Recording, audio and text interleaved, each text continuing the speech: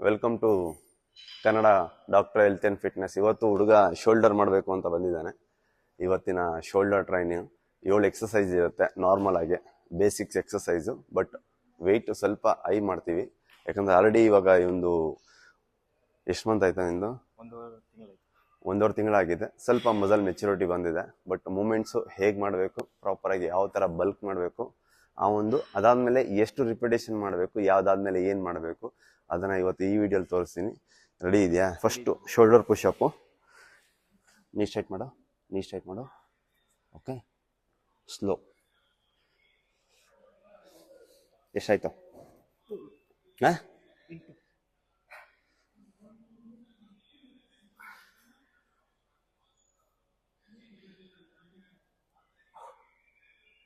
ಸ್ವಲ್ಪ ಕ್ಲೋಸ್ ಮಾಡು.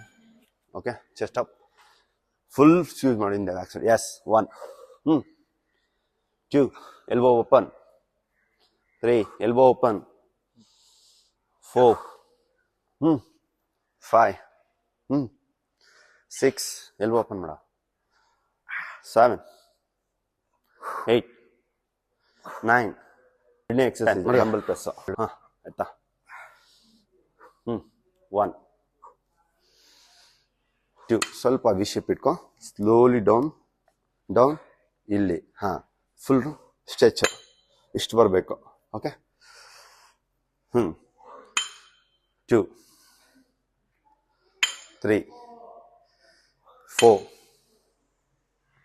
5, 6, 7, 8, 9, 10, 11. 1, ಸ್ಲೋ. 2, ಹಿಂದೆ ಮೂಮೆಂಟ್ ಮಾಡಬೇಡ. 3, 4, 5, 6, 7, go. 8, 9. ಐದನೇ exercise lateral raise, reverse lateral raise. ಇದು ರಿವರ್ಸ್ ಎತ್ತಬೇಕು. ಗೋ. ಎಸ್, 1. ಮುಂದೆ ಬೆಂಡ್ ಮಾಡಬೇಡ, ಇದು ಎತ್ಬೇಡ, ಇದನ್ನ ಮೇಲೆ ಎತ್ಬೇಡ, ನೀನು ಸ್ಟ್ರೈಟ್ ಆಗಿ ನಿಂತ್ಕೊ. ಹಾಂ, ನೋಡು, ಎಲ್ಬೋನ ಒಂಚೂರು ವೈಡ್ ಮಾಡು, ಹೀಗೆ ಎತ್ತಬೇಕ. ಸ್ಲೋ. ಹಾಂ, ಸ್ವಲ್ಪ ರಿವರ್ಸ್ ಮಾಡು. ಹಾಂ, ಹಿಂದೆ ರಿವರ್ಸು. ಹಾಂ, ಸ್ಲೋ. 4, ಎಲ್ಬೋ ಸ್ಟ್ರೈಟ್ ಮಾಡೋ. 5, ಮುಂದೆ ಬಗ್ಬೇಡ. 6, 7, ಕಂಟ್ರೋಲ್. 8, ಕಂಟ್ರೋಲ್. 9, 10,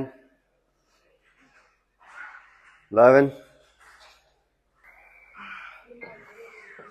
ರೆಡಿ? ಗೋ. 1, slow down. 2, 3, 4, 5, 6. Last one. Body ಯಾವ ಲೆವೆಲ್ಗೆ ಅವನಿಗೆ ಪಂಪ್ ಆಗಿದೆ ಗೊತ್ತಾಗತ್ತೆ. 1, ಬ್ಯಾಕ್ ಸೈಡ್. 2, ಹಿಂಗಾಗ್ಬಿಡ್ಬೇಕು. 4, ಮೂಮೆಂಟ್ ಬೇಡ, ಜಸ್ಟ್ ಪಂಪ್ ಡೌನ್. ಹಾಂ,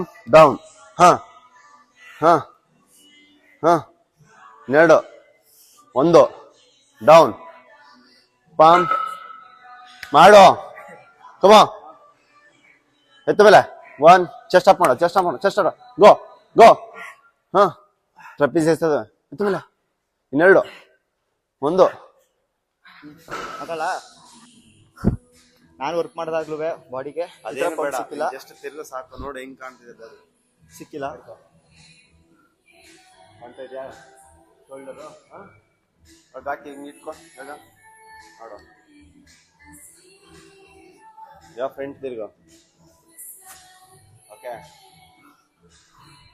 ಎಸ್, ಎತ್ತ ಮೇಲೆ ಕೈಗೆ. ಹಾಂ, ಇವಾಗ ಮಾತಾಡ. ಅವಾಗ್ಲೂ ಬಟ್ಟೆ ಬಿಚ್ಚಿಸಿದ್ದೆ. ಯಾವಾಗ ನಾನು ನಾರ್ಮಲ್ ಆಗಿ ಫೋಟೋ ತೆಗ್ದಿದ್ದೀನಿ. ಇವಾಗ ಅದಾದ್ಮೇಲೆ ಎಕ್ಸಸೈಸ್ ಮಾಡಿಸಿದ್ದೀನಿ. 7 ಎಕ್ಸಸೈಸು ಪ್ರಾಪರ್ ಆಗಿ 12 ರಿಪ್ಪು ಸ್ಟಾರ್ಟು.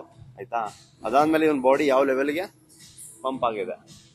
ಇಷ್ಟೇ ಇಂಪಾರ್ಟೆಂಟ್. ಬೇಸಿಕ್ಸ್ ಯಾರು ಮಾಡಬೇಕು ಅಂತ ಹೇಳಿದಾಗ ಫಸ್ಟ್ ತಿಳ್ಕೊಬೇಕಾಗಿರೋದು ಪ್ರಾಪರ್ ಆಗಿ ವರ್ಕ್ ಮಾಡಬೇಕು.